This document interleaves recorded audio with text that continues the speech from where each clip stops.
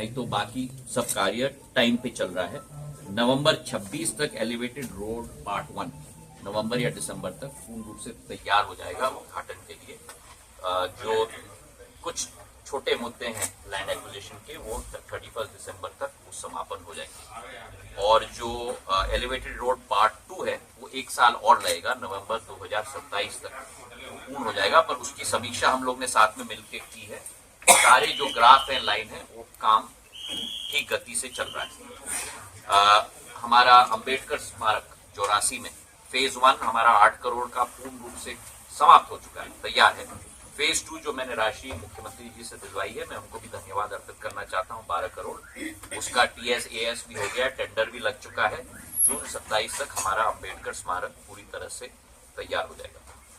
Western bypass का जो काम है उसमें जो लैंड एक्विजिशन का है 45 करोड़ में से 20 करोड़ वितरित हो चुका है।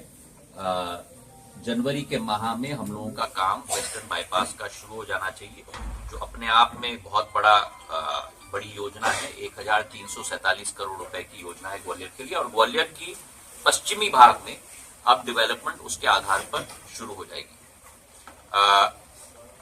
इसके अतिरिक्त ISBT का तो हमने कर लिया है, और वो थोड़ा टाइम लगेगा मुरैना भिंड के बच्चों को वहां जाने के लिए, क्योंकि सतीश जी ने भी कहा और शेजोरकर जी ने भी कहा कि कठिनाई ये हो रही है कि यहाँ से वहां जाने के लिए जो भाड़ा है उसमें कठिनाई हो रही है, क्योंकि यात्री को अतिरिक्त भाड़ा देना पड़ रहा है। तो उसके लिए कुछ हल हम लोगों को निकालना पड़ेगा। 1000 बिस्तर के अस्पताल के अंडरपास का कार्य प्रगति पर है, और ये 30 अप्रैल 2027 तक पूरी तरह से तैयार हो जाएगा। 16 महीने की अवधि है इसका संपूर्ण कार्य को समाप्त करने के लिए। रेलवे स्टेशन की प्रगति मैं दिल्ली से मॉनिटर कर रहा हूँ हर हफ्ते के आधार पर। और आखिरी प्रोजेक्ट जो सबसे महत्वाकांक्षी है ग्वालियर के लिए, वो आगरा ग्वालियर ग्रीनफील्ड एक्सप्रेसवे है, जिसका अलाइनमेंट मैंने आप लोगों को बताया था। मैंने पैरेलल अलाइनमेंट कर दिया है, वो 85 किलोमीटर का होगा। करीब 35 किलोमीटर दूरी ग्वालियर आगरा के बीच में कम हो जाएगी। 6 लेन डेडिकेटेड हाई स्पीड कॉरिडोर है।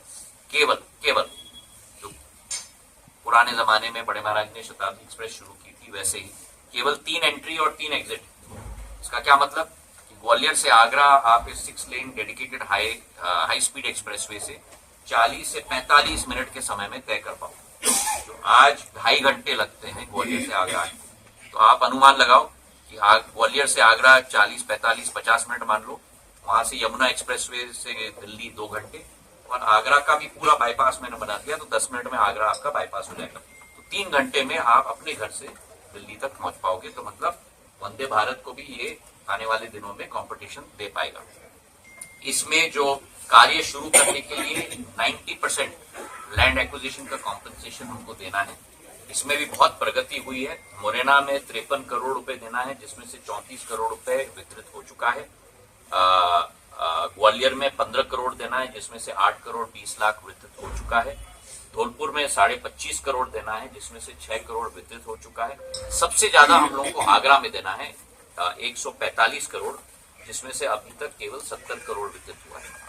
तो उत्तर प्रदेश और राजस्थान सरकार से मैं बात करने वाला हूँ, कि 90% राशि जब वितरित होगी उसी के बाद हम लोग कार्य शुरू कर पाएंगे। तो अभी कुल मिलाकर 238 करोड़ के विरुद्ध 117 करोड़ वितरित हो चुके हैं। 50% वितरित हो चुका है। 40% और कम से कम हम लोगों को वितरित करना है, तब इसका कार्य हम लोग शुरू कर पाएंगे। मैं दोनों सरकारों से बात करूंगा कि जल्द से जल्द हाथ जोड़ के निवेदन करूंगा कि इसको वितरित करें, ताकि हम लोगों की प्रोजेक्ट हम लोग शुरुआत कर पाए।